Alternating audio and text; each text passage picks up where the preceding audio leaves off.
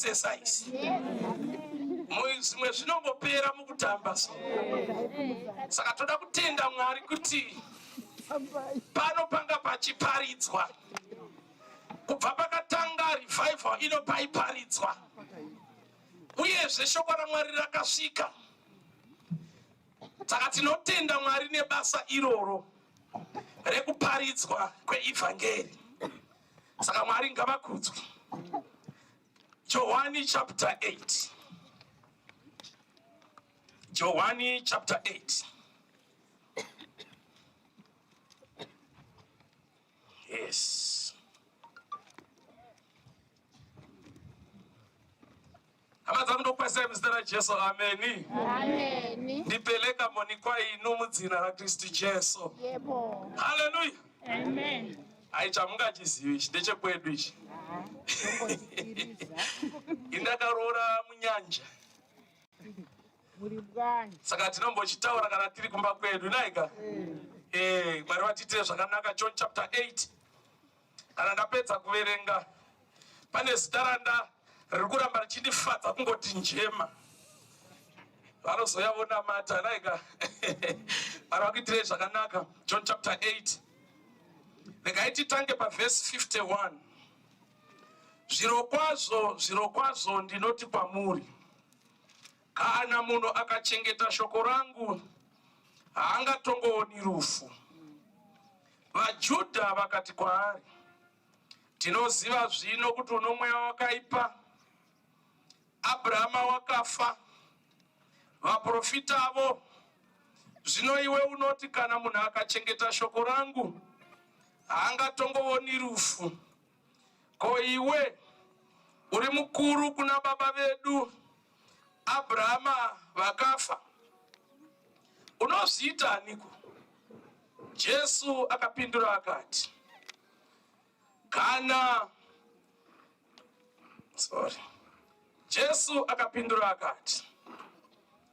kana ini ndichizvikudza, kuzvikudza kwangu hakuna maturo. Unondikudza ndivo Baba, avo vamunoti Mwari wenyu. Hamuna kuvaziva imi, asi ini ndinovaziva. Kana ini ndikati handivazivi, ndava murevi wenhema semi. Asi ndinovaziva ini, ndinochengeta shoko ravo. Abhurahama, verse 56. Baba venyu, kana une bhiro riri rako underline, kana riri mufoni highlighter. Abhurahama baba venyu vakafara vachiti vachaona zuva rangu, vakariona vakafara. 57. Ipapo vaJudha vakati kwaari, iwe ugere kusvika makore ana 50, wakaona Abhurahama sei? Jesu akati kwaari, zvirokwazvo ndinoti kwamuri, Abhurahama asati avapo, ini ndaivapo. Ipapo vakanonga mabwe kuti vamutake nawo, asi Jesu akazvivanza akabuda mutembere. Mwari waJesu aropafadze kuverengwa kweshoko ravo. Student Pastor Jema kavauye vanamati.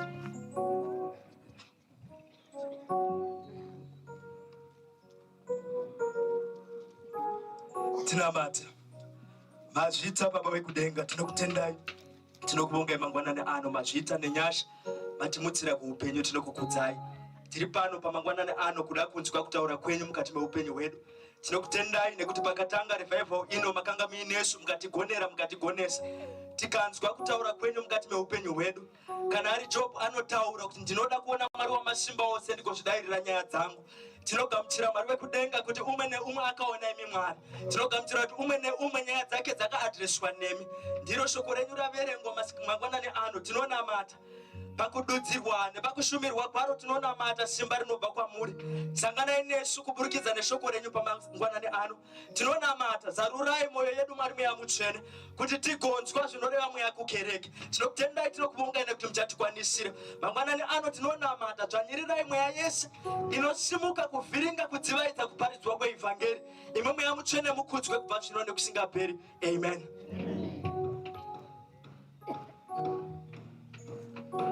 nyangwe zvikaoma zvikazvikepi wakadzidza wakazvitadza idzo nyika dzimwe dzikatiseka hatingapererwi netariro ndiyo Zimbabwe mari munongoida iko kune vana venyu ndiwo muZimbabwe isu tichadaidza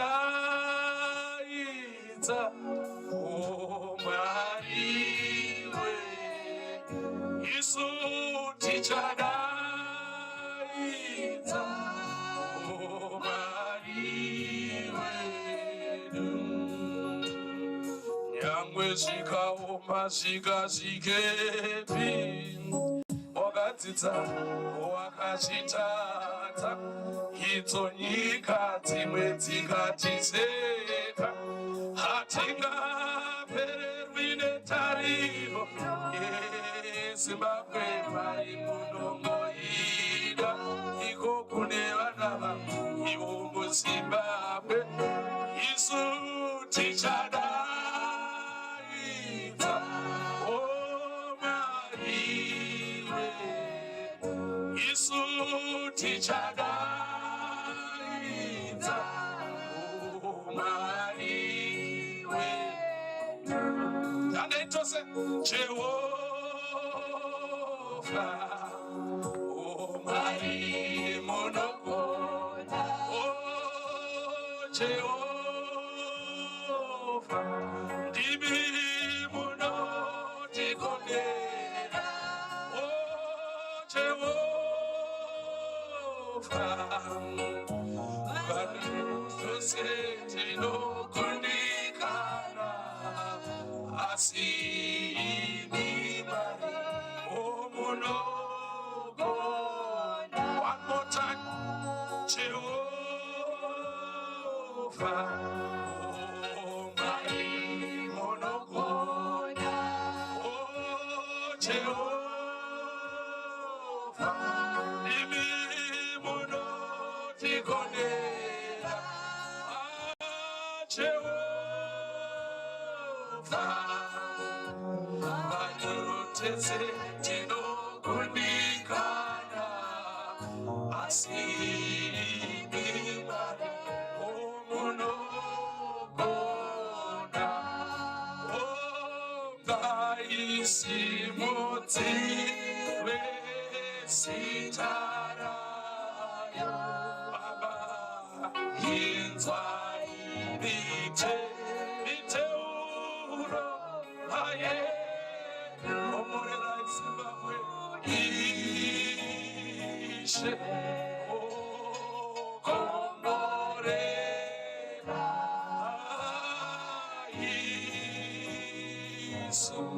isu Mwari wemuriyayo Baba muzita raJesu mazvita Mwari wedu tinogamuchira uvapo hwenyu tinogamuchira kuti hatigoni toka anogona ndiMwari anochengeta ndiMwari mhuri dzedu munodziziva vana vedu munovaziva zvichemo zvedu munozviziva takumbira mweya mutsvene sanganai nesu Mwari pamangwanani ano mweya mutsvene patinonyengetera Mwari wedu tinokumbira nyasha dzinobva kudenga muzita raJesu sanganai nesu patinonyengetera sanganaiwo sanganai nesu Mwari wedu patinonyengetera Mwari wanu sanganai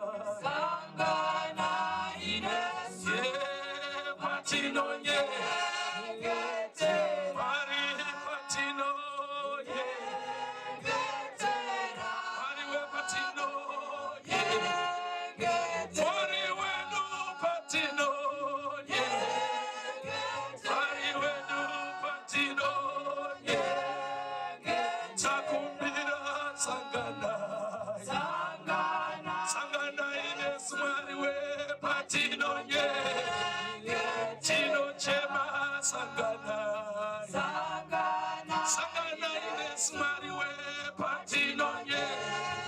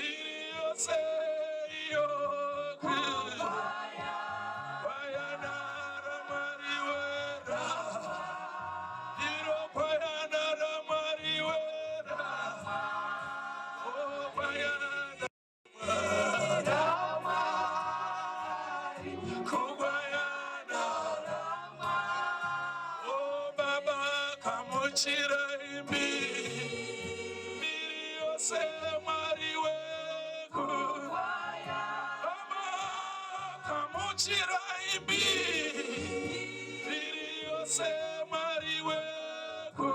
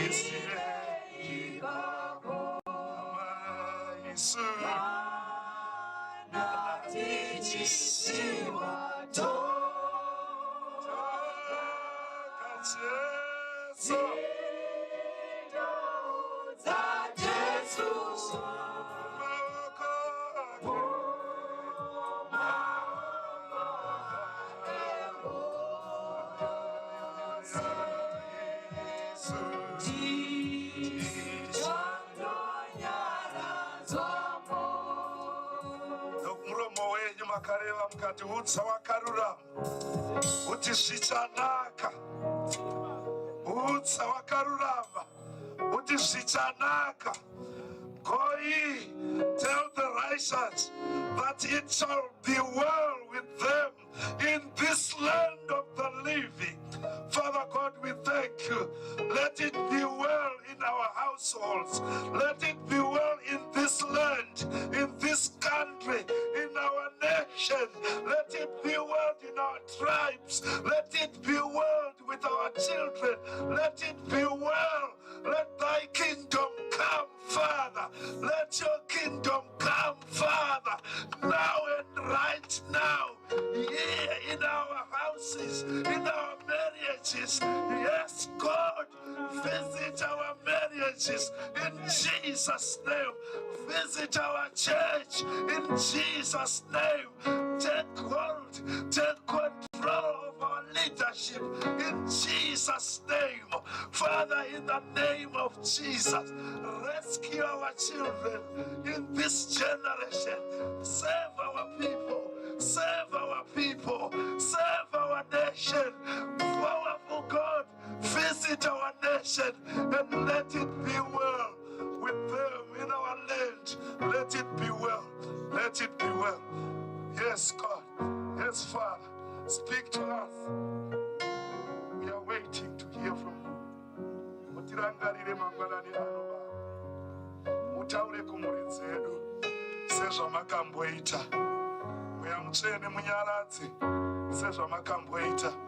Mweya Mutsvene murapi sezvamakamboita. Chirayiro chiri pamberi pedu ichi, let it visit us with a difference today in this place. Muzita raJesu. Rangarirai nokukudza shoko renyu pakati pedu. Nyasha dziringane muranda wenyu zvaamira pamberi pedu. Mumufuke imi, mutaure zvigotiitira zvakanaka nokuda kwengoni dziri muna Kristu Jesu. Amen.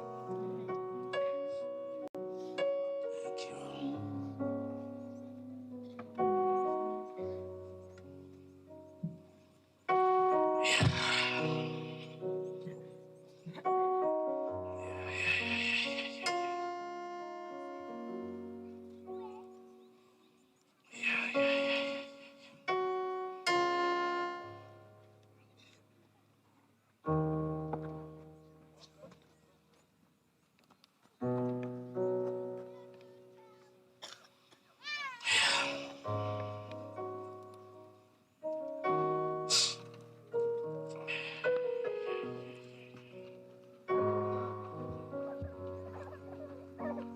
Taverenga shoko raMwari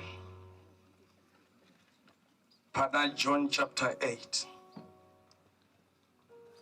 Jesu ari muklasi nevaJudha achidzidzisa. One of the issues dzakanetsa pakati pevaJudha naJesu yaiva nyaya yecontroversy yemaspeech ake. Nemhaka yei nokuti Jesu anoklema kuti iye naMwari vakafanana. According to the Jewish law yaiva treason kutsvaka kuenzana naMwari. Saka pano tiri kusangana navo vachibvunzana kuti kubva kwekutanga kwanga uri kutaura uku tanga tiri kukunzwa tichiona nemamwe emashoko ako aunotaura uchiratidza kuti iwe naMwari hapana mutsauko. Pekutanga wamboti anotenda mashoko angu haangafi. Iwe unombovani? Hausi mwana wa Josefa irewe? Ko Maria mai vako? Takakuona uchiveza mabhenji na baba vako. Now wava kuklema equal footing with God. You are just a mortal being. Why do you claim to be God? Tazosika pati kana munhu akachengeta shoko rangu haangatongooni rufu. Kwanzi tinozviziva kuti matauriro ako aya haasi emunhu bedzi asi asina influence yemweya wakaipa. Nokuti no sane person can speak about these words. Jesu anoti amuoni rufu adikani kana mukachengeta shoko rangu. Ndinofara kuti klasi yevaJudha yaiva nemafilosofa, yaiva nemascribe, vazivururi vemurayiro. Vanobvunza, naiwe mukomana, uri mukuru here kuna baba vedu Abrahama vakafa?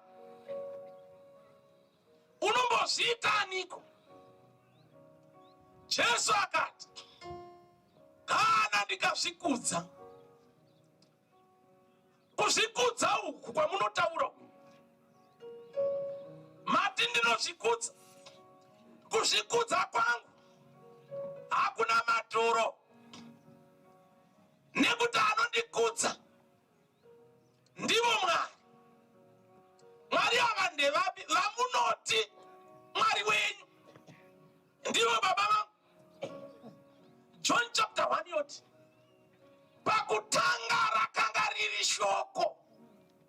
In the beginning was the word.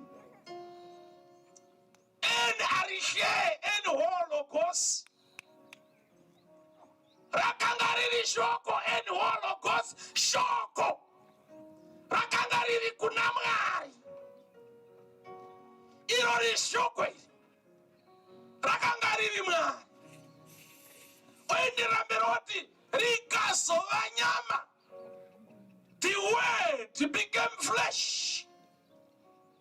The incarnation of the word, from a word to become flesh. Rikagara pakati pedu. Verse 14 yoti vose vakamugamuchira shoko vachapiwa simba rekuti vanzi vana vaMwari, sons of God.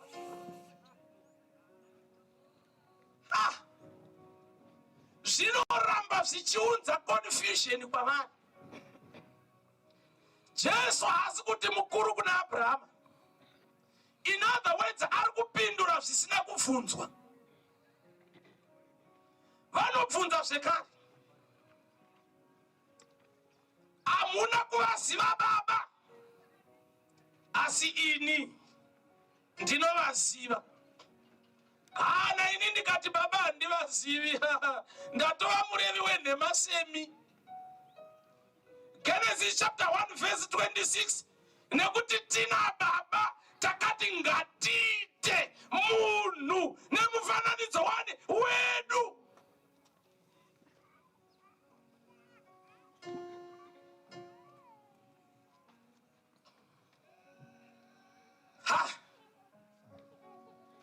Verse 56. More confusion after confusion. Abraham, baba venyu, vakafara. Ndiverengere Bhayibheri rechirungu ipapo. Verse 56. Toda kuita inonzi textual analysis. Exegesis word by word. Let us look at the syntax of the word. Here, verse 56 here. Verse 56. Yeah. Your forefather Abraham was extremely happy. Izvi zviri kutaurwa izvi i-action, haizi metaphor. Was extremely happy. Yes. at the hope of seeing my day. At the hope of seeing my day. And he did see it and was delighted. He did see it and was delighted. Your forefather Abraham was happy, extremely wakafarisa rechirungu rinongoti wakafara, rechishona haripedzi. Baba venyu Abrahama vakafara vachiti vachaona zuva rangu, vakariona vapast tense kei, vakabapedza kuona vakadini, vakafara. Ha, dai manga murimi vaJudha muchinda unoda kurohwa, muchinda unoda kurohwa.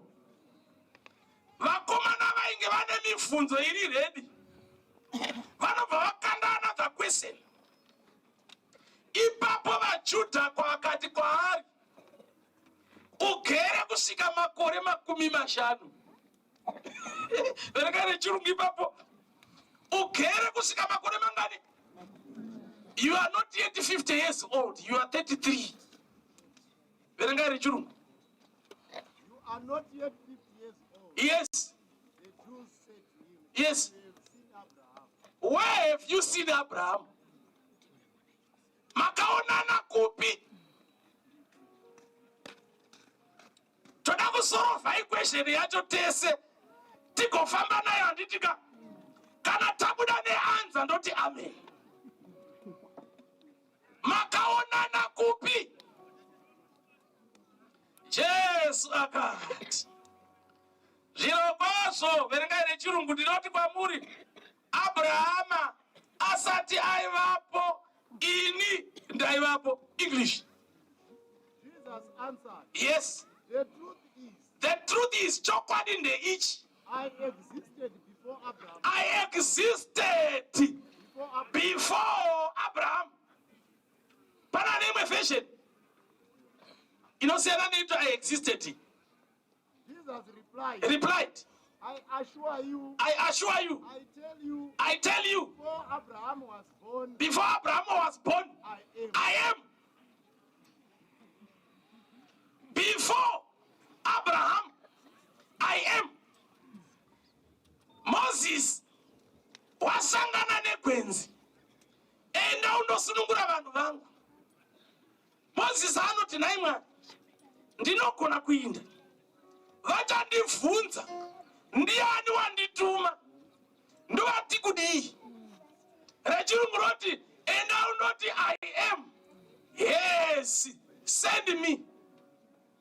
Ndichava, ndiye wakandituma. Ndichava rinobvisa rimwe simba mani. Ndichava wandichadini?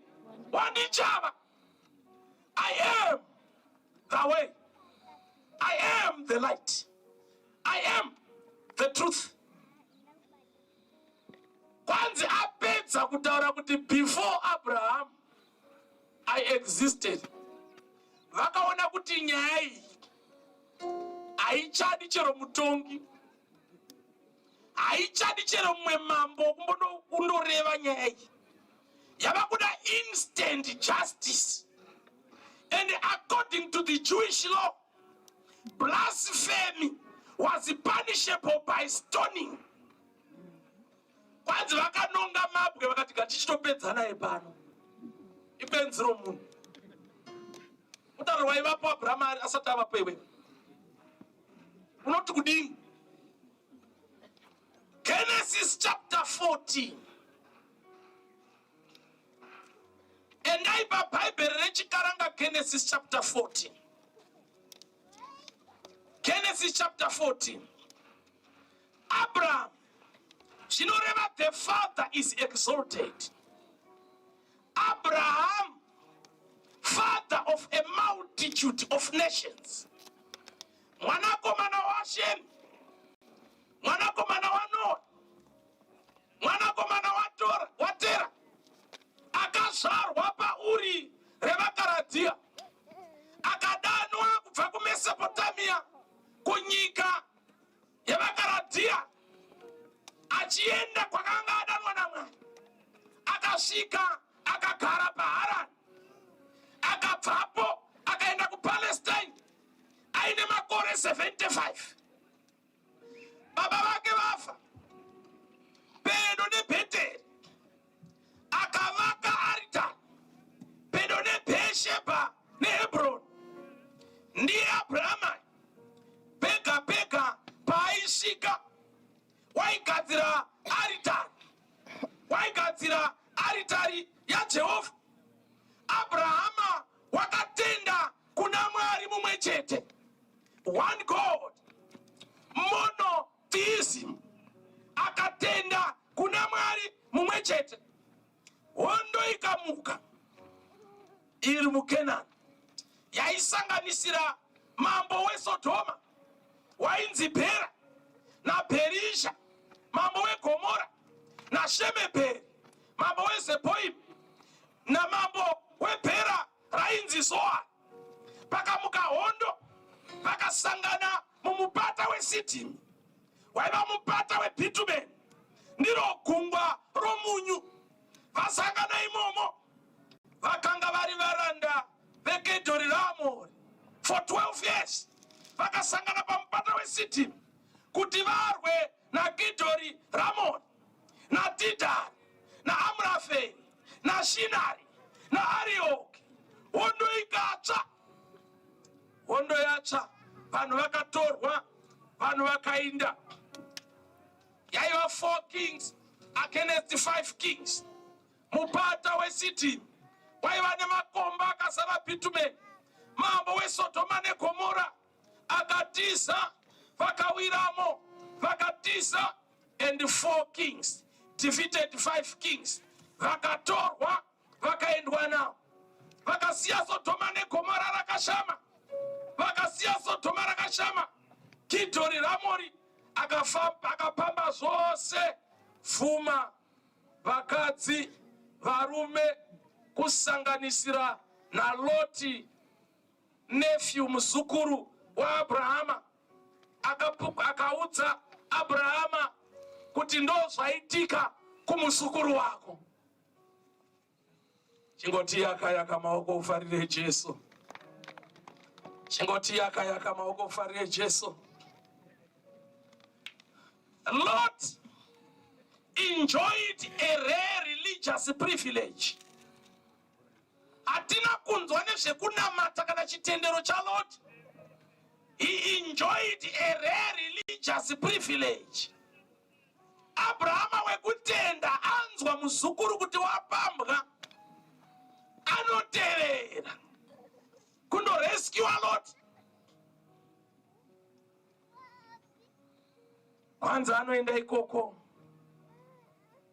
Zvinotikurudzira kuti hama kana matambudziko auya, uyai tibatsirane pamwe chete. Abrahama akatora varume 318 vakafunda kurwa hondo, akatevera Lot kusvika paDhani, vakarova muveki kusvika paHobha pedo neDhamasko. Pahondo dzose dzinoda kutora kana uchirwa hondo, you need a wise choice of soldiers. Makomiti esvondo, you need a wise choice of leaders. Kuti evangelism ifambe, you need a wise choice of evangelism committee. Kune vamwe vanosarudzwa kuzongogara, havana chavanoita, havapfakanyiki. Kuti chechi inde mberi inoda vatungamiri vakati ngwangwangwa kusvinura. Chero Satani haadi vanhu vakapusa. Monongopinda mudare so kungoti kwaka kusvika ripere kuti wakangoda. Vaningi munoti kuti andobvumira nezvozvo zvamatava. Kuti veopfungwa dzecho ndinotenderana newe. Hana basa chaanoita, vamwe vanongosarudzirwa kuti vakanyarara. Leadership is about decisions. Yes. Whether good or bad, you have to make a decision as a leader. Amen. Tofamba here kana kuti tomira. Hallelujah. Amen. Saka chechi yaJesu ngaive nevatungamiri vane direction. Yes. Failing to make a decision is a decision. Yes. Yes. If you don't make a decision with your life, some people will make decisions for you. Yes. Yes. If you don't make a decision for your life, Yes. Someone Who make will make a decision for you. you. Yes. Ndoda kusanga naye pachicken in now one. Yes. Wakandidzisira chinyi chaunondipa timetable. Yes. Chaura. Do you have any local stand to give me a timetable? Yes. Andina kuzokuona waivepi nezinoona kuti good night kuti uri ani.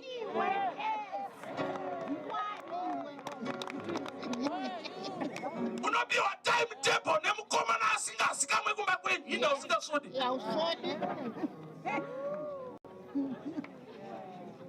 Tsano munondipa mutemo kana mosikamwa. Yes. Ndinokuona chinoita kuti musikana ave nevalue. Kugona kuudza nyika kuti ayewa apa upfuure pamaoko apa. Yes.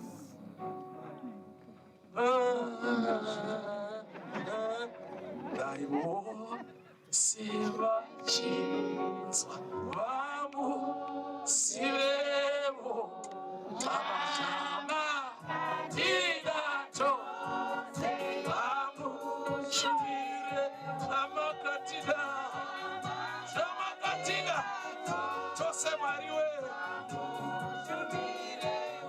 abatipe osimba isutiko veifangeri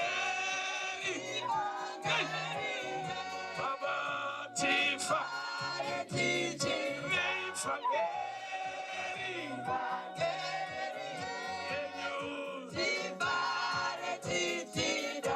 isoati hatingashire abatichi tichingotiwa iye mufudzi amumwe iye mufudzi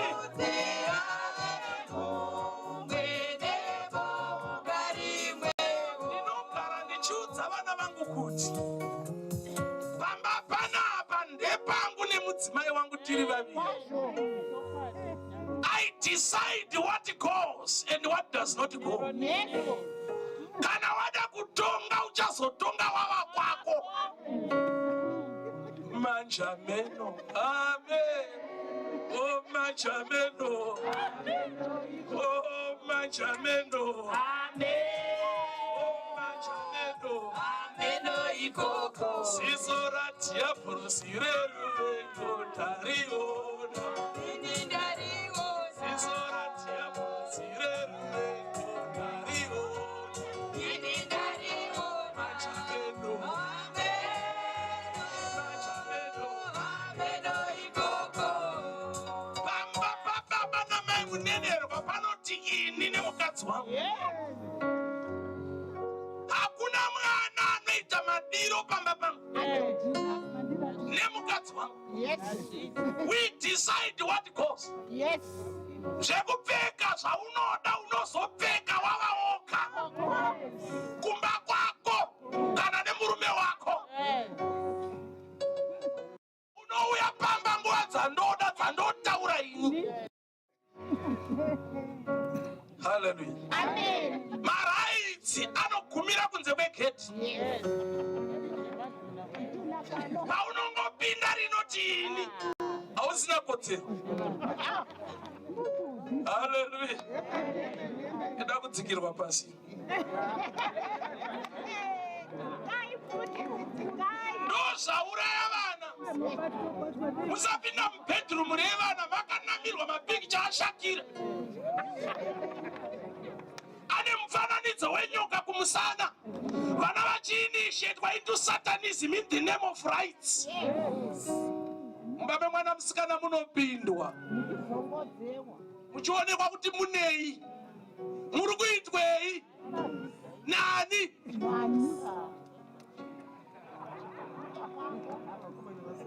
Inoshanda pamisheni. Kune vana vanoita zvinokora zvokuti zvimwe munototi musaudza vabereki vanofa nazvizvi. Kune vabereki vasingazive vana vavo. Vanoklema kuti vanovaziva but vana venyu hamuvazive. Mwana aregedzwa achidudunuka neseshinda sejuzi kudadanuka. Tikazomudaro anozochema, anozoramwa, anosura, tinomuvika. Nekuti Bhaibheri rinoti rufu murayiro waMwari. Kana wafa, zvino Mwari vakataura mashoko aya. Akati vakafa vanovira munaShe, vakaropafadzwa kubva zvino. Ivhukuvhukwa pa. Hatigoni kurega mwana achirashika nokuti unotsamwa. Rimwe gore mwana womusikana ari form 6 kana ari kuholiday anenge iye zvino ari kuuniversity. Panga ari form 6 rimwe gore ndakangoti chimboya nefoni yako mwanangu. Tatakatogara mudaini.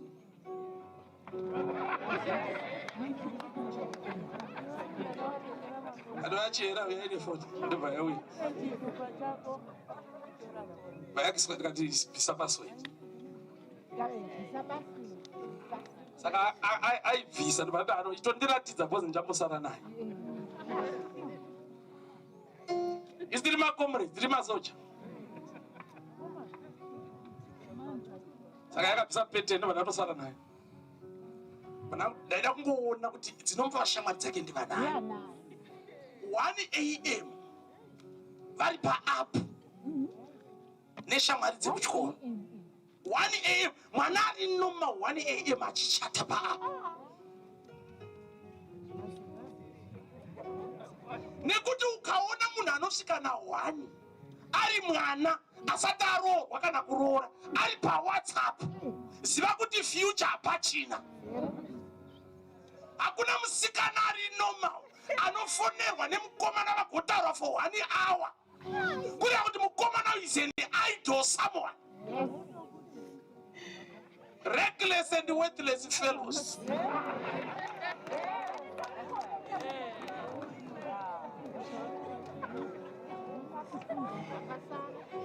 Unaita mukomana anopfeka trouser nenge matrausi 5.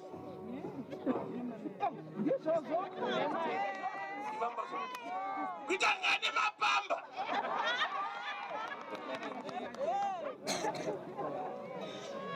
Unoziva here kuti baba namai vakashitadza kuvata vachitsvaka mari yekuti uende kuchikoro kwaunotambisa. Kunana baba nanamai vari kutsvaka kubuda mudzimba dzavari izvozvi.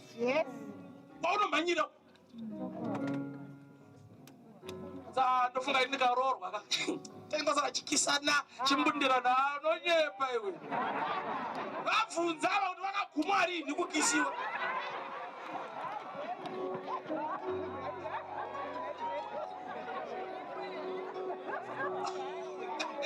Votoipanga.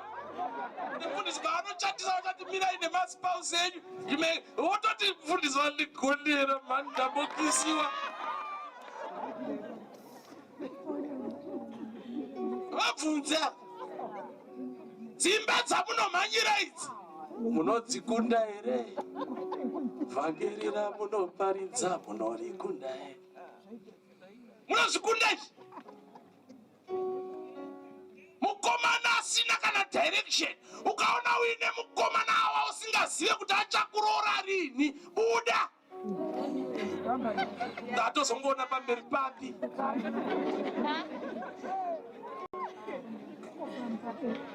Ndinondudza kuti watopererwa so. Watopererwa. Masubject chawo akashota.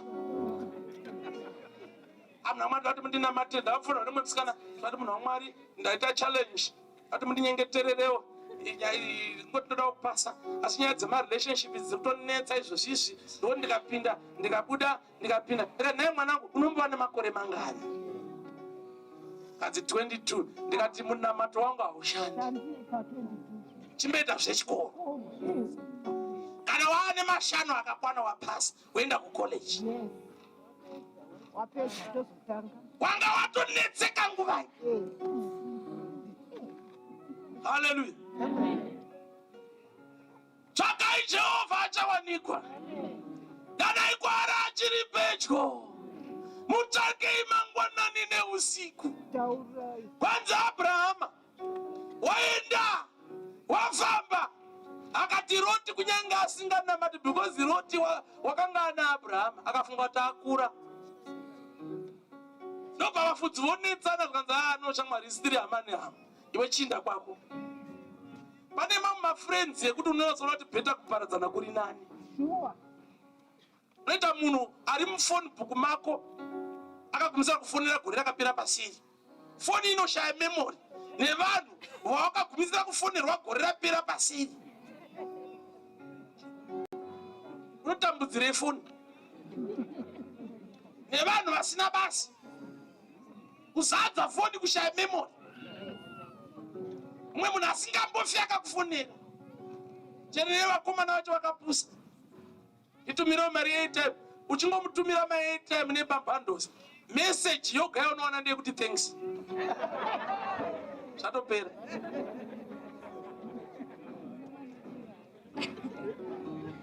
Iti yakayaka maoko kuda Jesu, yakayaka maoko kuda Jesu.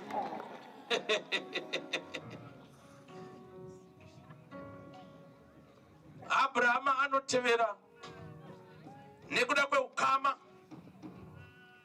wakanga anahwo naLoti. A leader does not need a multitude of people to succeed. Yes. A leader only needs committed people to move. Yes. Kune vanhu vanorwadziwa neutungamiriri hwevamwe hwekuti kana ukasachenjera vanokuisira pasi. Saka kana ukaona kuti vanhu havadi kufamba famba nevanoda kufamba vasingadi ngavasare. Gideon anonzi vanhu vaona vakawandisa mukandowina hondo muchazodzoka muchiti makawina nesimba renyu. Saka iti kudini zvakanzi ngondoti vanosha kumusha. Vakanzi adikanwa vanohwa kusha hondo kumba. Adarongedza mabhegi autorwa pasi. Zvikanzi still namba yakadini yakawandisa. Zvikanzi enda nawo kumvura. Anzi vakasvika kurwiza mwaindonyika musoro wese kuti takunatira kunge mhuka kudai. Zvikanzi wese unoona achinyika musoro mumvura haasi masoja kumba. Pakusara nevari active. Chero chechi inoda vana mai vari active. Inoda vana baba vari active. Vanoona zvinofanira kuitwa. Vanoziva kuti dheko inomecha ndeipi. Zvemachira zvine basa rei? Zvine basa rei zvemachira izvo? Ndovhangeri zvine basa. Temberi yaSoromoni hapana unoigona panapa. Nezvainga iri. Kune vanhu vanorwadziwa kungoti pakatiswa mucheka ipapa. Anza mari inotopera. Ipapa hapana yake mari yacho ipapa. Inopera wakabvisa here mari yacho inopera iyo. Mari dzari dzinongodyiwa kuchaichoko. Afundisitire nhamo. Nodzitodya mari dzevanhu. Ndinozodini. Une uchingodzi dzose mari dzari dzapera. Zvaita sokuti mwana womufundisa hafani kudya tunonaka. Akaonekwa achidya tunhu tunonaka akachenawo konzi mari dzedu dzekupi? A leader does not need a multitude of people. Yes. A good team needs a wise strategy. Aizi nyaya yenhamba asi inyaya yestrategy. Abrahama anoenda ondowana Loti. Awana Loti ndokundomutora mambo weSodoma. Ndokusangana naAbrahama pamupata weShafi. Pakudzoka kwake ari kudzoka verse 18 abafefa. Verse 18 Genesis chapter 14. VaJudha vati iwe naAbrahama makaonana papi? Tikusolve equation. Genesis chapter 14 verse 18.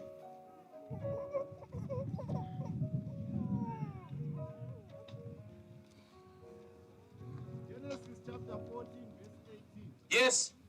Then Melchizedek Melchizedek, King of Salem, King of Salem, brought out bread and wine. brought out bread and wine. He was priest of God Most High. Ndiye muprista wa Mwari wokumusoro-soro. And he blessed Abraham, saying, Akaropafadza. Mambo unoropafadza muprofita. Kana muprofita ndo unoropafadza mambo. Blessed be Abraham Wakaropafadzwa Abrahama by God Most High, by God Most High, creator of heaven and creator of heaven and earth. and blessed be God Most High, Blessed be God Most High. who delivered your enemies. Maiwi matopedza. Then Abraham gave him a tenth of everything. Abrahama akamupa chegumi chezvaakanga apamba. Chegumi hachina kuuya nemurayiro waMozisi. Chegumi chakauya naAbrahama achipa Melchizedeki. Ati mazvona, izwi rekuti Melchizedeki, Sedek means king. King of Salem. El Elyon, kana ukaenda transliteration yechiHebrew. King of Salem, El Elyon. Akauya nechingwa. 2 Corinthians 11 verse 26.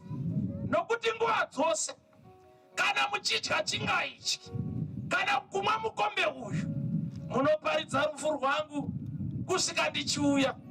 Saka Jesu akati, Abrahama baba venyu vakafara vachiti vachaona zuva rangu, vakariona vakafara. That was Abraham's first encounter, but let's clear the air again. Abrahama baba venya, Hebrews chapter 7. Kune vari kuchikoro mukaenda pamepu yePalestine hakuna nyika inonzi Salem, asi kuti Salem zvinongoreva Prince of Peace. Hakuna nyika yakadaro, uyezve hakuna kumbobvira kwaita mambo ane zita iri. Hebrews chapter 7 Hebrews 7 ndima 1. pane musoro shoko rinoti kudini? Kristu muprista mukuru une rudzi naMelchizedeki. Muprista muri Kristu muprista mukuru ane rudzi nani? naMelchizedeki. Ane rudzi naMelchizedeki.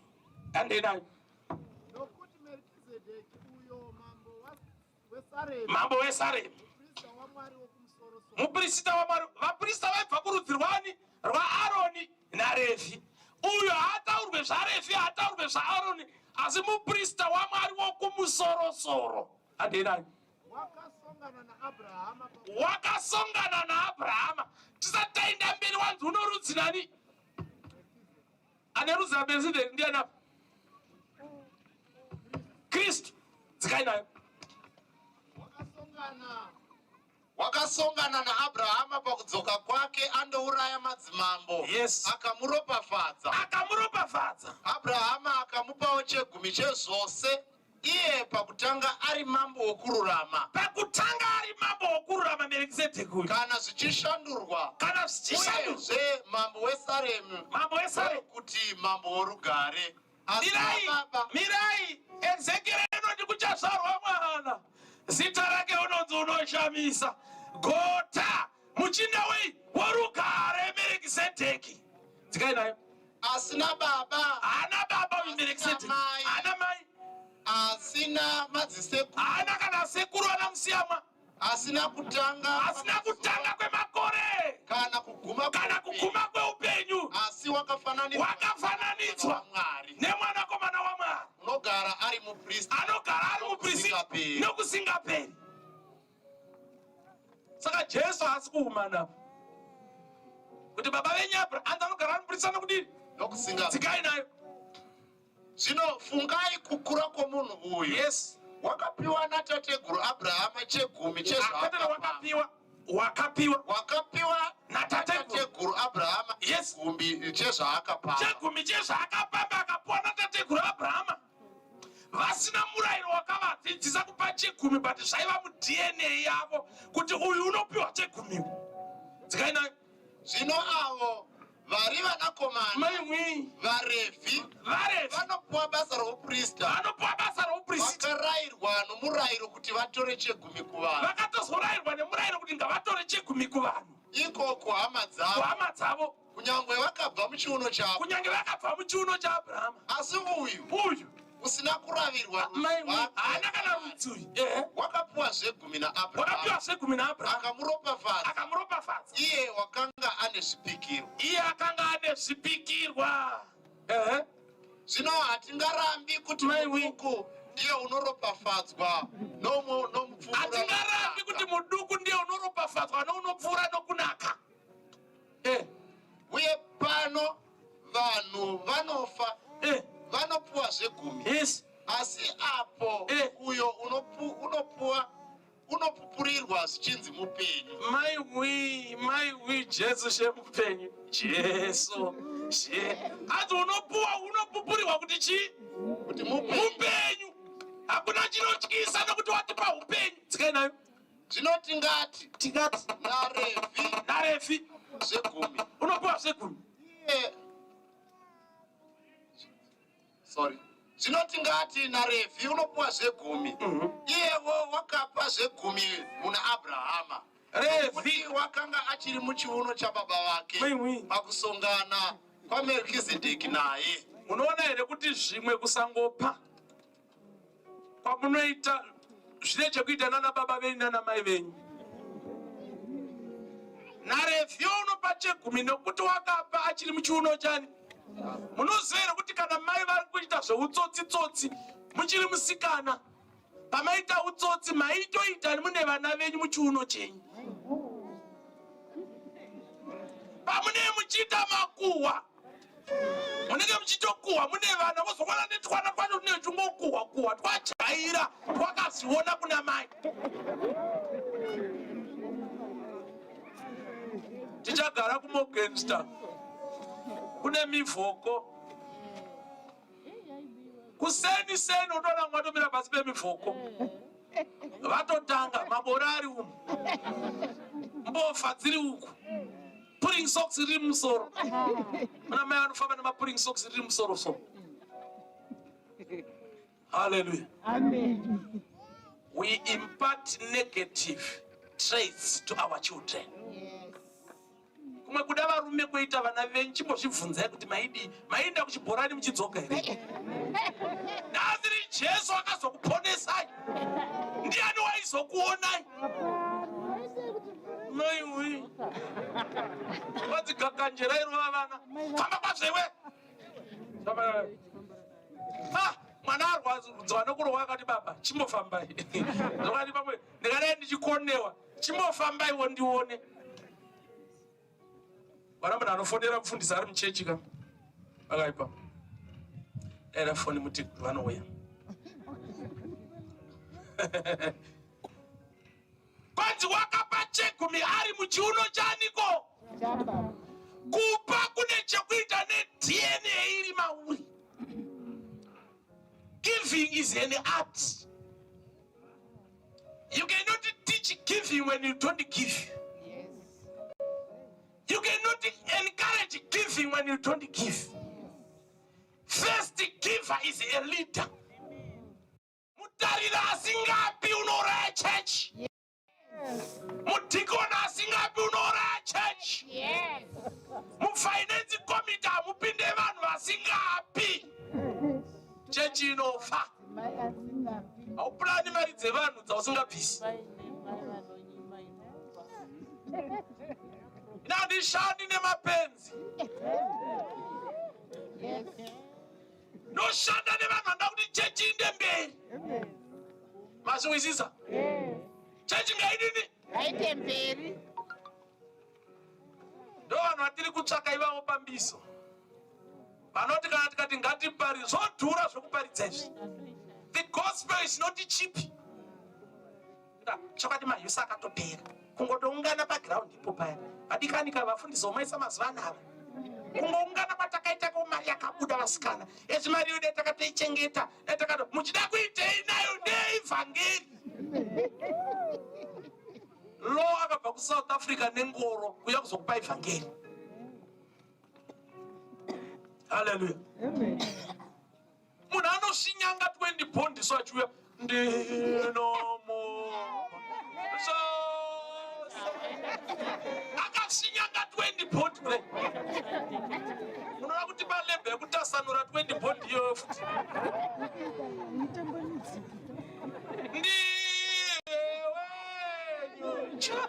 Akatsinzinyira meso so.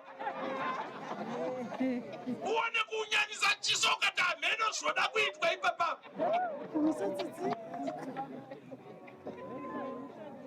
Testament yekare kana nguva yekupa yakwana muprista waingomira pamuromo wedanga. Zobuda achinongedza cha. 1 2 3 4 5 6 7 8 9 10 kuti ta kutoti kandwa madota. Next. Chibuda so. Wanga usina choice. Mototenda nyasha. Nekuti Jesu akauya pamuchijikwa zvino vamwe vovanda munyasha kuti ndezvenyasha kaizvi. Zvine vanoti chipo chemunhu chinomuwanira nzvimbo pamberi pemadzimambo. Amen. Men's gift maketh the way. Yes. Before the kings. Mwoyo wako unofana kurwadza kana uchiona basa raMwari chinda mberi pasina ruoko rwako. Unofana kuzvibvunza. Zvibvunze. Ugere ipapo. Zororo. Nderavatsvene. Uone kana wafa kumusha kwako. Ine handafa mfundisi wangu.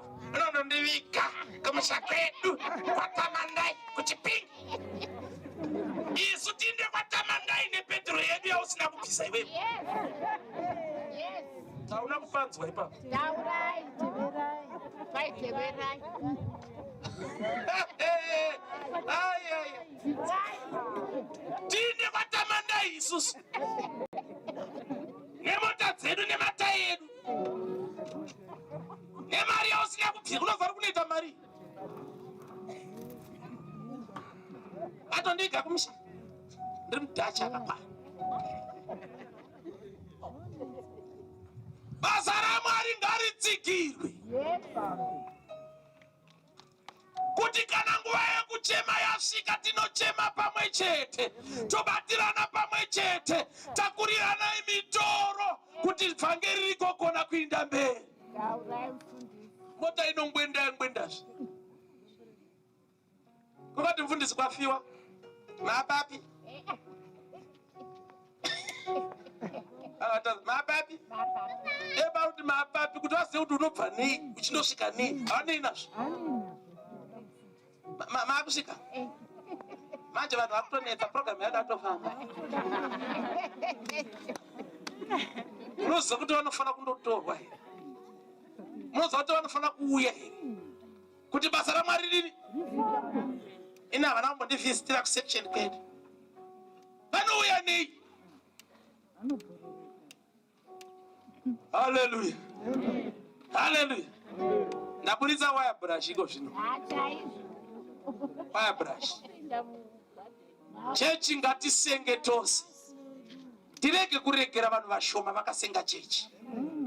Uyai titakure chechi mumwe nemumwe sepaanogona napo. Kwanzi vakauya nenhendo mumwe nemumwe nenhendo dzake kuti imba ivakwe. Nehemiah chapter 2 and tindovakazve rusvingo kuti tigorega kuramba tichishovoka. Yes.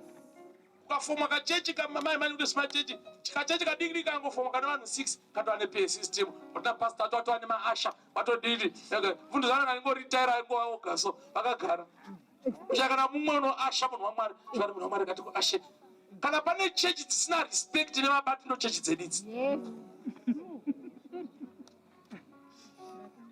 Ina nabasa nachegumi chenyu chandozha kuno saka zvandotaura hazvindaafekti financially, socially, morally. Hapana. Unojambwala wedadasha anga chifanisa kamira ndikumona chamona chegumi chenyu chandozha kuno. Church ngaidini. Church on the move. Chechi inoparidza asi ndaona kuti kumbiza kuna vanhu vakadaro. Ukaona chechi inoronga zvinhu zvakadai so iyi chechi ndaidai. Mugondida nawo. Odi kuriro, ambaye kunozi kuchi, ambaye break down shop. Odi kuriro koko. Ndiye co-pastor. Ndiye co-pastor. Uzarbati pa udu no kona maniwe.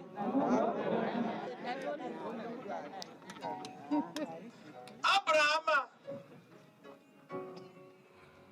ngaropafatswe. Enda pa Genesis chapter 19.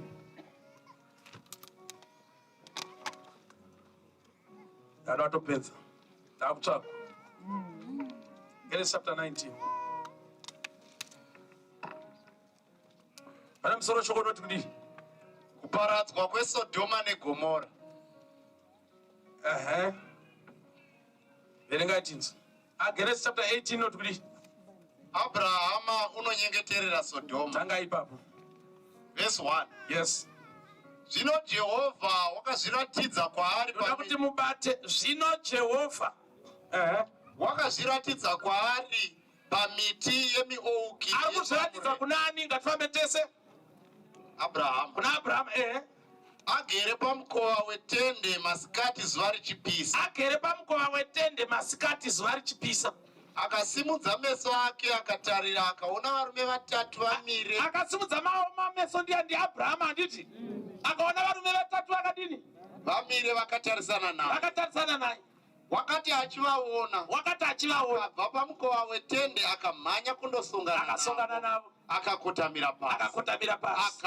Akati. Ishe wangu. Very good. English version ipapo. Varume vatatu vaonekwa. Kutheology tinoti matheophany. A theophany is the earthly representation of God. Mwari kana vachida kuzviratidza vanozvipresenta in another form. Inoita kuti munhu anovaona asara achirarama. Asi rechirungu rati waona varume vatatu, Abraham akasina kufunda mukomana uyu. Aona varume vatatu ari kuadresa achiti kudini ko my lord rechirungu ipapo. And said, yes, my lord, if I have found Elohim ukazotsvaka izwi iroro Adonai iroro, my lord, if I have found favor in your sight, do not pass on by yourself. Please let a little water be brought and wash your feet and rest yourselves under the tree. Kufundumwara vakakuzvarira murume wanorara naye mumachira uchitsamwa. Chinyeya vamwene vako nemurume wako nemwana wavo wakazvara. You are distancing yourself from your marriage kana uchireva vamwene mai vemurume wako. Mukadzi benzi unozviputsira imba yake nemaoko ake. Dzikai nayo. Uri kumanzwa maameni ari kudairwa uko. Hallelujah. Akati, ishe wangu. Yes. Kana ndawana nyasha kwamuri. Yes. Musapfuura henyu pamuranda wenyu.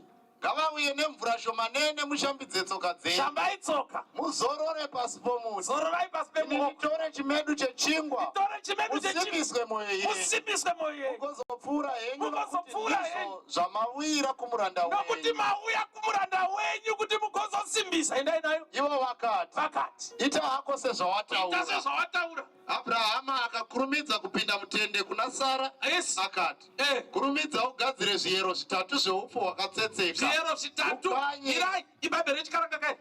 Dzikai zasi kwaro muone pakaiswa kastar. Muone kuti zviyero izvozvo magaroni mangani. Magaroni anenge mapfumbamwe. Mapfumbamwe magaroni kureva kuti 5 kg gallon.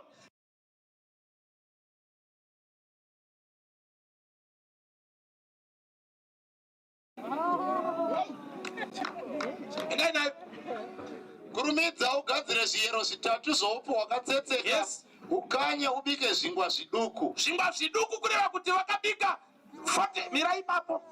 45 kg dzeflour ngatite simple mathematics. Chingwa chinonzi roughly 700 grams handiti. 45 kg magremu mangadiko. 4500. Ndizo. Ameno anoita medzi. Samwe handiti. Muchazoona kuti mukadivide. Muchaona kuti pakabikwa almost 3 dozen kana chiri chingwa chamazuva ano.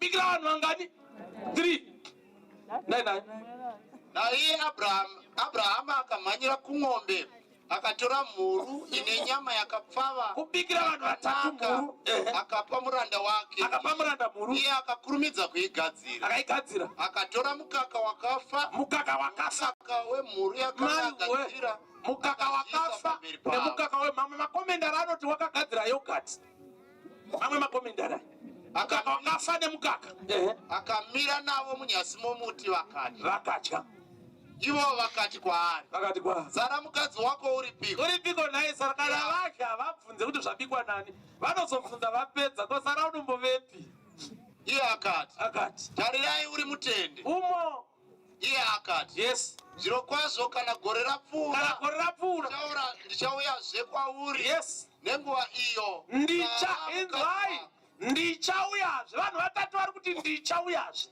ivava vanhurume vane confusion nenguva iyo Sara mukadzi wako uchava nomwanakomana zvino Sara wakanga achiteerera ari pamukova wetende shure kwake zvino Abrahama naSara vakanga vakwegura vava namakore mazhinji nomutoo wavakadzi wakanga watoguma Sara akanga apera Sara akaseka mwoyo kana chinzi nemutoo wavakadzi menopause yanga yadarika wapera Sara anga unyana zvokuti chero kugumiwa hana chainzwa wanga apera asingachanzwa asisina mafilings onzi gore rinouya unenge wane nemwana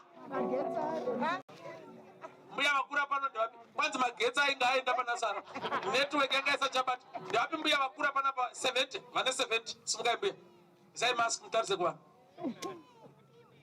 ingo pisai pichana chine mask mutarise kuvanhu tarisai kuvanhu mune makore mangani mai 70 mwari vauya mbuya gore rinouya nguva ino unene vane mwala haleluya mbuya vakati vanondishura nezera rangu iro rineri vakasavhunika vachipona dzikai nayo Sara akaseka mumwoyo make akati yes ini ndingazvifarira here ndachembera ndosaka Elizabeth akavanda naiye tenzi wangu akwegurawo vakutovata mumwe nemumwe kusipeya kwake mumwe nemumwe unovata nevazukuru Jehovha akati hakuna munhu unovata nevazukuru murume aripo kana sekuru varipo mumwe nemumwe nechembere yake achisusudzira chembere yake vazukuru kwavo sekuru nambuya kwavo kubatwa ruva hai musanare taise munhu mukuru mani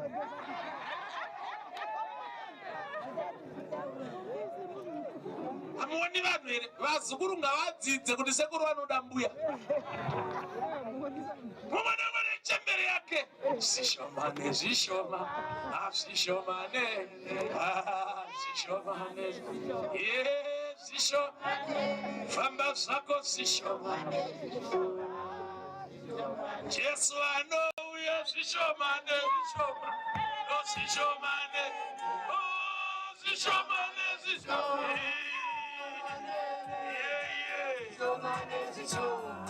zvishomane gore rinouya zvishomane zvishoma zvishomane zvishomane zvishoma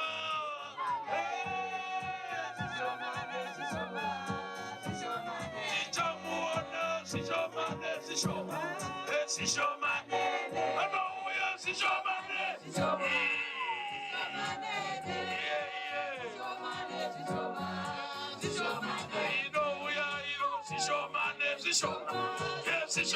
wakabata ruoko muchembere wako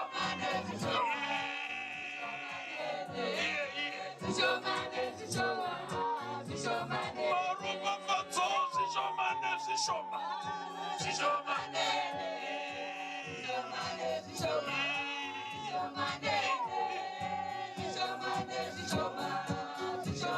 famba zvako iwe zvishomane zvishoma zvishomane uchipinda marobafatso varoi varipo zvishomane zvishoma zvitoma zviripo famba zvako iwe zvishomane zvishomane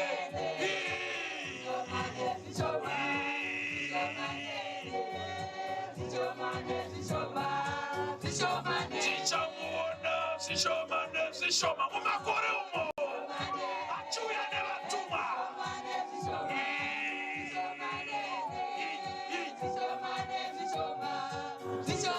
Mwari vanouya zvishoma nezvishoma.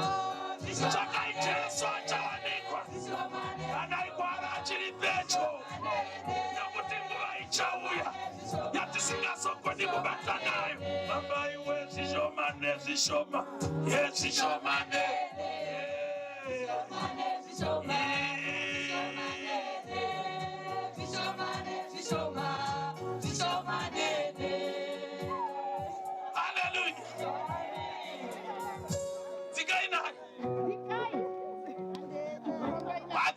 ndati mumwe nemumwe zvauri kunamatira kuna Mwari wako, zvishoma nezvishoma. Mwari vanozinzwa, vanozvizadzisa. Paunochema uchirwara, Mwari vanozinzwa. Mwari vedu havanyarare uye zvavadhakwe. Verse 18. Yes. Jehovha akati kuna Abrahama, Yes. Sara wasekereiko? Wasekereiko Sara? Ko ini muchembere ndichabereka mwana zviro kwazvo. Yes. Kuna chinhu chingakunda Jehovha here? Kune chinhu chingakunda Jehovha. Enda Genesis chapter 19. Ndo point number 2. Abraham unosangana na Kristu vari muutatu muTrinity. Genesis 19. Mongoereka mavhesi mashoma. Genesis 19 ndima ya 1. Kuparadzwa kweSodhoma neGomora. Vatumwa vaviri vakasvika Sodhoma madekwana. Vatumwa nokuti Loti, vaLoti ndati vaLoti vanongovawo Loti. Saka vanofanira kutoteveta sokuti vatumwa vaviri. Loti wakanga agere pasuo reSodhoma. Yes. Loti akavaona, akasimuka, akaenda kundosangana navo. Akakotamira pasi nechiso chake. Akati, tarirai madzishe angu. Madzishe nokuti Loti kwaari zveTrinity hazvizivi, unongoziva kuti vakawanda. Asi Abraham akaona chivanhu vatatu anoziva kuti ava ndimwari. Matopedza, garai pasi. Anotenda kwandiri hangafi. Munotenda here kuti Kristu unokuponesai? Munotenda here kuti wakafa akamuka? Akaroyerwa pamuchinjikwa? Akafa? Akavigwa? Akaburikira kune vakafa? Akaburikira kwakafa nezuva retatu? Akakwira kudenga? Paanogara parudyi rwaMwari, Baba vesimba rose. Ndinotenda kumweya mutsvene, ndinotenda kereke tsvene yavaKristu iri pamarudzi ose, yanano yavatsvene, kanganwiro yezvivi, kureva kuti muKristu ngaagamuchire kuti ndine zvivi, handigoni kuzviponesa. Otendeuka, odzoka kuna Jesu. Baba venyu Abrahama vakafara, vachiti vachaona zuva rangu, vakariona vakafara. Iwe unofara here kuti ugoona zuva raMwari? Dzoka kuna Mwari munikani, dzoka kuna Ashe, siya zvakaipa, nyasha pana Mwari, nokuti nguva yauya doro richaramba kumwika nerimwe ramazuva, fodya icharamba kusutika nerimwe ramazuva, huro icharamba kumedza poriti chairo.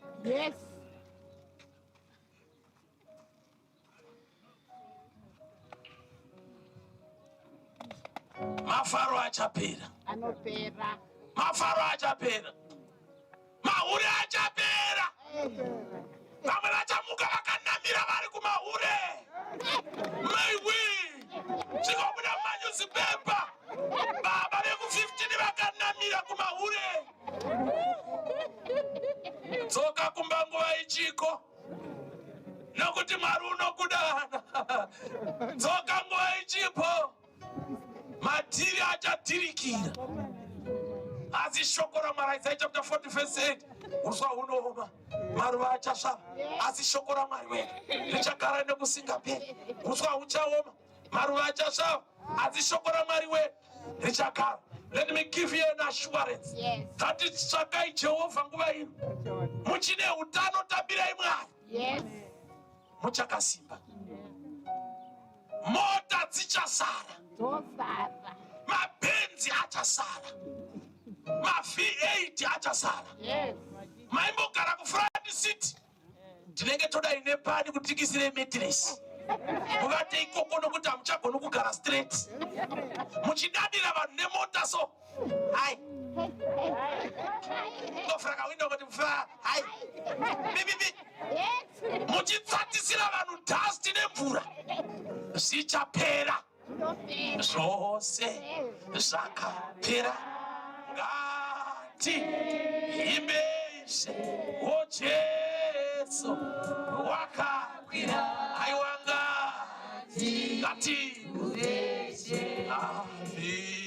avira aiwa vano irosu zoraka rakashamaswe vanopindashe zvose zvakapera mota dzichapera varume vachasara madzimai achasara tatarisana najesu tatarirana nemuchinjikwa tatarirana nechigaro chenyasha mari dzichasara dzikagoverwa wakaropafadzwa vanofira muna She nekuti varopafadzwa kubva zvino mabasa achavatevera asi uri panyika siya Lucas. Yes. Mashoko angu ekupedzesera uchiri panyika wana mukana wokushumira Mwari ngatimbota hudi kupa Mwari iwe uri kuzvipa here kokuchayo koko wakaguma kweMwari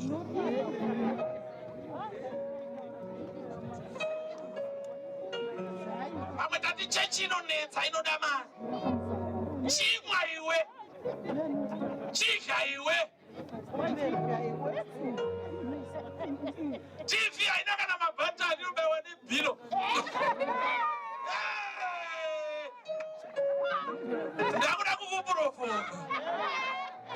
kukuprovoka kuita TV inopinda bhilo mukati inotoda mwana Jina God's visitation dogara ukafundi suzagareva no ira msofu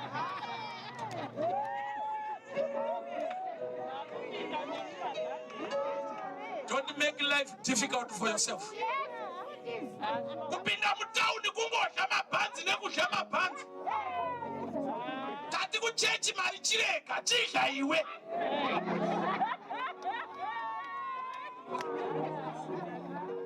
pai wakaguma kuidya rini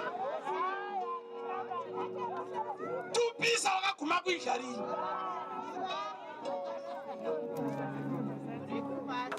kuita chingwa chinoverengwa mapisi so 1 2 watora pisi yechifondi yani vasikana ivi ane pisi yandiri kusha maiwe mweya wenhamo hatichada nhamo takuda kurarama upenyu uri abundant in Christ unoita kicheni ndisina kana dhori inovhara rega kusendekwa richibviswa so rita kuchekwa richitsikirwa nemamo get rid of access package kana usina hauna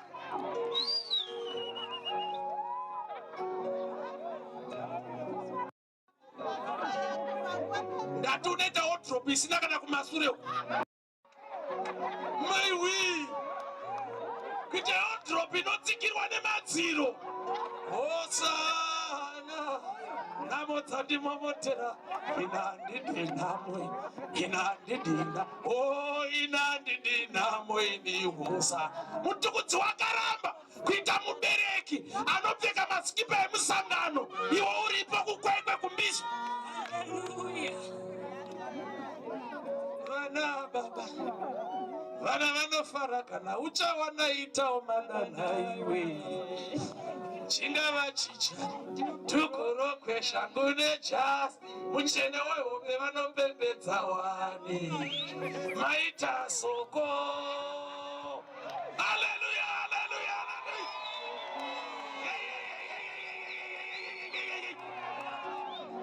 mainga vatengerwe mapijama vavatewo Vapfekere mapichama. Kwete kuchengeterwa maine musangano. Jesu Baba. Wakaguma kuenda kumusharini. Izitoshanda kumarusefa. Totokuzivai kuti hatikuonei. Musha wakawira kudzudzurwa nendove. Iwe uri uchingondeya uchingoritaira kunge mweya uchina.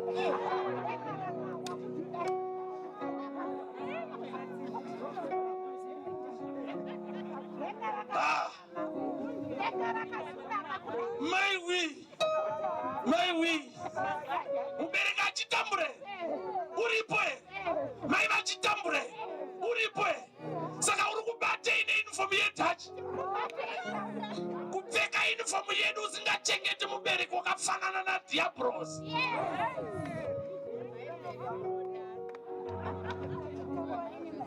Hakuna mukristo wakashata semukristo asingachengeti mubereki. Vana vaSatani.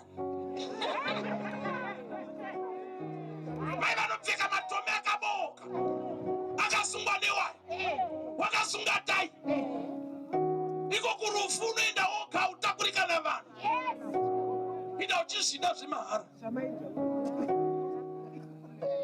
Kune vanhu vari pano vokuti kana kumusha kukafiwa havafa chero vakakufonera unoitei. Oto takamira mukomana takamira musikana weHarare uripo handini dangwe une mari kuita first born kana usina mari hauna vatomira une mari ndiye ucharonga program. Kupiwa lift chairo chairo kupiwa lift nonyepera kuvata nhema ngari kubhadhara.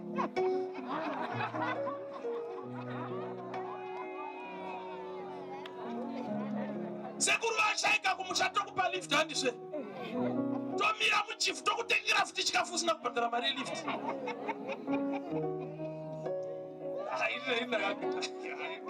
Hapana right hauna mari.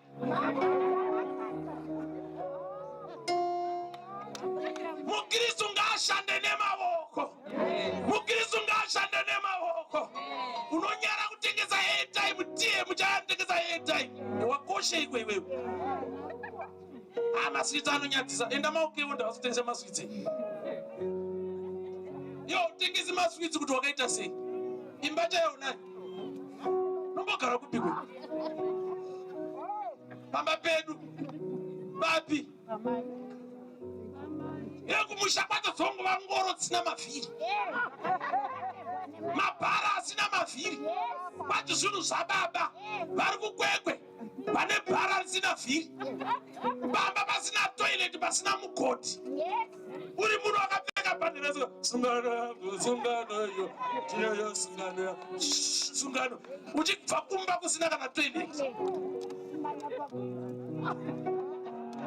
Wakafanana naSatani. Baba ndenge zvakwidza toda kugadzira chechi iri responsible Christians. Mainga vamuke vachitsvaira pamba pavo. Nedaos visitation pamba paunoti chekunzi mufurayi chaicha unoda kumanaka uyu wangu wamuyedzo.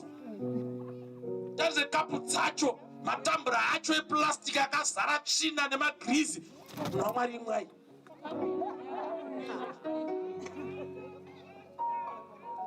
Inodoziva dzimba dzinotsvairwa nedzingatsvairwi ndoziya izvo. Chechi paunogara chichitaura dzimba dzingatsvairwi ndodziziya. Chikafu chacho chinoramba kumedzeka chatsvetwa. Vana mai vari pano varume venyu vazhinji havanakirwi nechikafu chamunobika. Hazvisangani kana kubatana hazvisangani. Kubika muriwo kuti domasi riri kwaro. Mafuta ari kwawo. Mvura iri kwayo. Sadza rinongokuturwa rine nyanga dzakati ta. Hey! Vana mai venyu vachibikira vana baba. Nekuti James anoti imi vana mai vaku vakuru dzidzisai vana vadoko kukona kuchengeta dzimba dzavo nekuda varume vavo. Vana mai vedu vaitiswa kunzi munoite hwada, ichiiswe hwada dzichiverekwa kutevereka, ichibhakiwa so, uchibhaka so, richiva sadza rine discipline.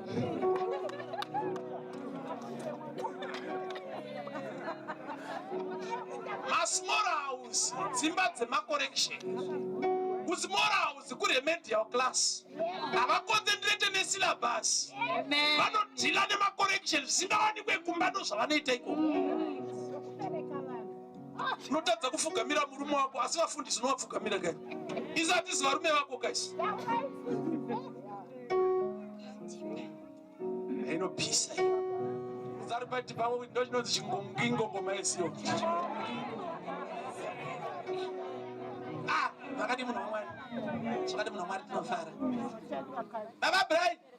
Sadzairo. Uda kuita tsika dzepachechi kwete dzekumba. Charity begins at home. Amen. Tanga pana baba vaugere naye. Yes. Vamwene ngavadiwe. Ngavadiwe vamwene. Kune turora turi kwamazuva tinenge tunyenze.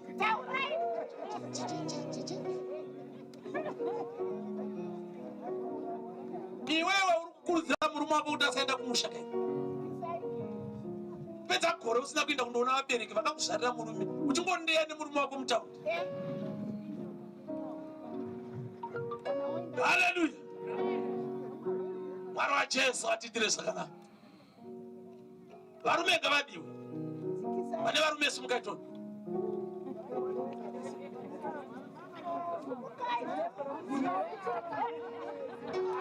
Vane varume vavo vari pano. Mune munhu ngaende pamukadzi wake. Maiwe, arabai vakamira nauti garai pasi. Vane varume simukai. Mumwe nemumwe murume ngaaende pane mukadzi wake.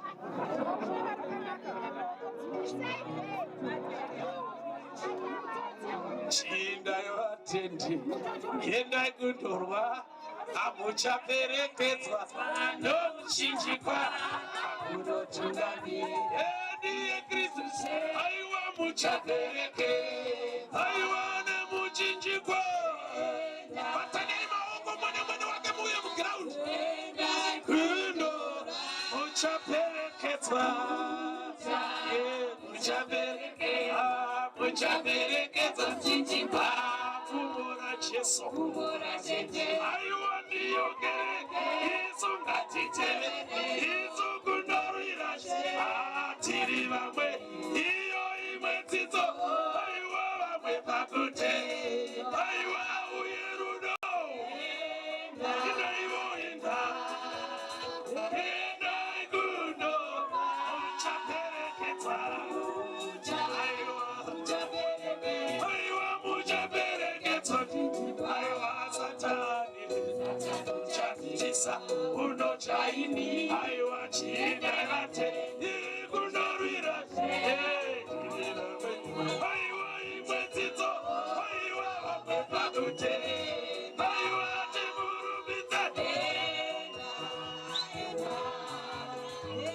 endai kundo, muchaperekedzwa, aiwa muchaperekedzwa. Right, tarisane nemurume wenyu, batane maoko maviri.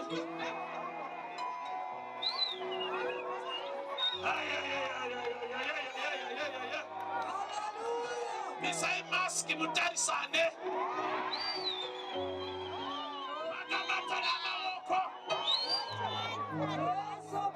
Mudikiranai mukisane.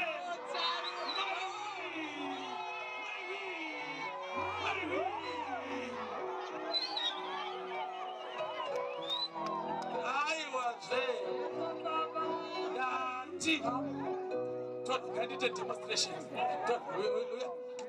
Let's talk about it. Today, I'm not reading about it. Tombstone in the laughing memory of my dear departed husband. Who then us? Without the money, so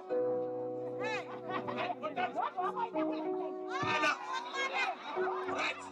Itai zvandakudza. Itai zvandakudza. Motoyo.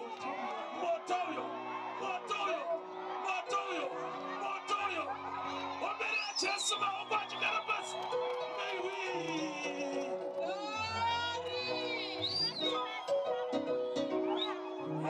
Ichokwadi.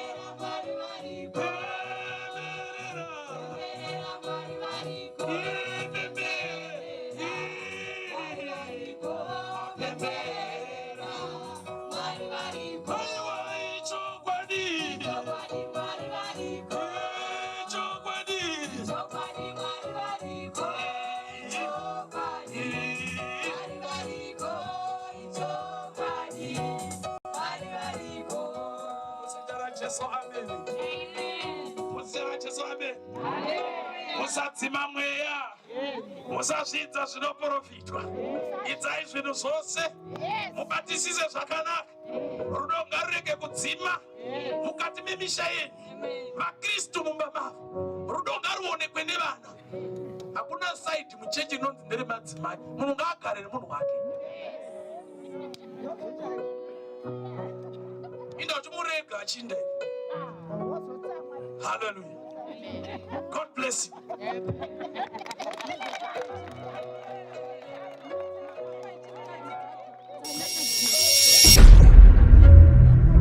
Chopadi.